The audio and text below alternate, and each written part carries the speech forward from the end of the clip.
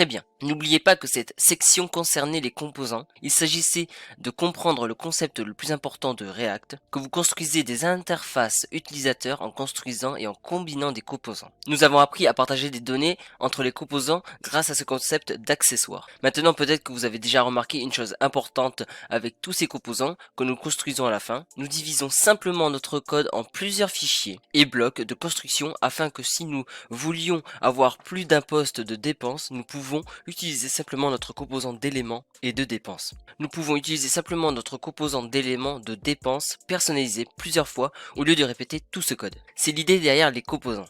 En fin de compte, ce qui se termine à l'écran ne sont que des éléments HTML par défaut. Et c'est une chose importante à retenir et quelque chose d'important à garder à l'esprit. L'application que nous avons créée jusqu'à présent est excellente, car nous avons eu la chance d'en apprendre davantage sur les composants et les accessoires. Ce sont deux des concepts les plus importants que vous avez appris à connaître lorsque vous travaillez avec React. En fin de compte, c'est toujours statique. Les données ici sont gravées dans la pierre. Et c'est toujours ce que nous allons changer dans le cours suivant. La première section, nous allons donner vie à cela et quand nous allons apprendre davantage sur un concept appelé état.